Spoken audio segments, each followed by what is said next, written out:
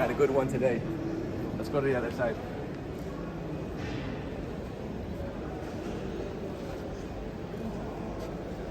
Right there. Press that button in.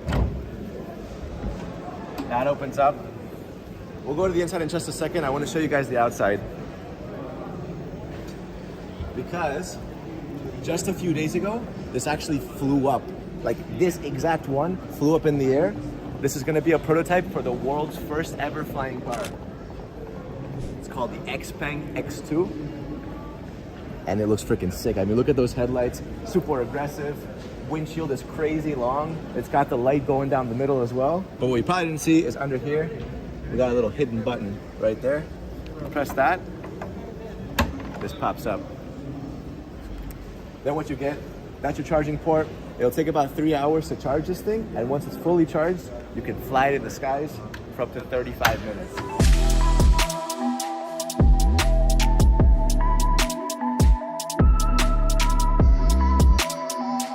All right, propellers. It's like this exposed kind of checkered carbon fiber. This entire vehicle is fully carbon fiber, but they have it exposed in only some areas like this, right? Everything else is painted. Here, you got green lights on the left side, and then you have red lights on the right side. That's basically to avoid any collisions in the air. So if you got like 10 people flying this, and you see someone else in the distance, it's important to understand which side the green is on to be able to avoid collision, right? It'll let other flyers know which direction you're flying in. Now that cars are flying, they also have to care about like the underside of it, right? Because it's gonna be flying over your head. You know, right now cars, like they make the outside look nice, but the inside looks terrible. You got all these tubes and pipes and rust and everything going on. Now they gotta make the underside look good. So this right here is gonna turn into this, the world's first flying car. This is coming out in 2024. From the back, what I like is that again, you have like this underside tail light. You got some fins down there, some arrows. Like kind of like almost like a rear diffuser. It's so strange.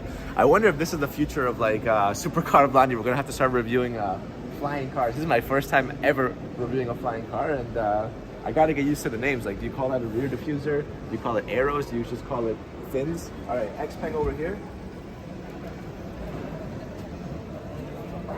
What's cool is that all these propellers will actually fold. You can see the folding point right here. This would all fold up, make it more compact, easier to park maybe. Maybe you're gonna park it in your balcony, I don't know what the future of parking looks like. All right, so going to the inside, you have this like exposed collage-like carbon fiber all in the cabin with the Alcantara leather on the seats and on the roof.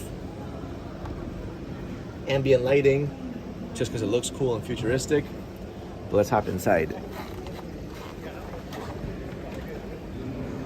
All right, so up here, we got like fighter jet style toggles. See, play around with that. That's fun to play around with. Up here you have the on and off button. Do not press this while flying. Can you imagine?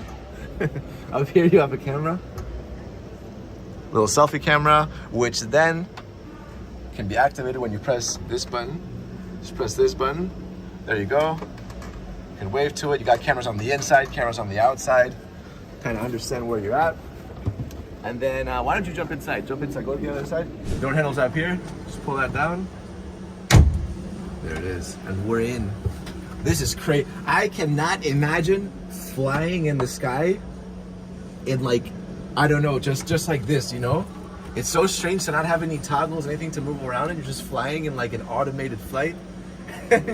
you'd be like 1 kilometer in the air. It's pretty scary. I think a lot of people are gonna get a bit intimidated when these flying cars start becoming the norm, because it is pretty scary stuff. In the middle is your climate control, but right there you can press that, and then this will let you know information on your sensor, your battery, your motor, your flight time, a bunch of different options. If you want to select your flight, just press start like that.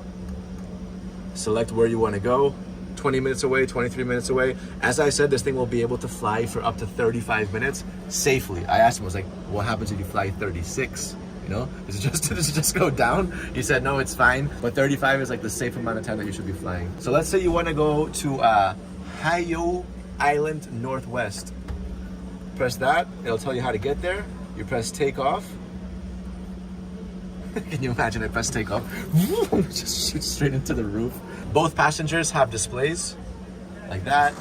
That'll show you like your speed, your altitude, different, I don't know, batteries, your engine. I just can't get over the thought, like imagine you get like a check engine light up in the sky, like panic,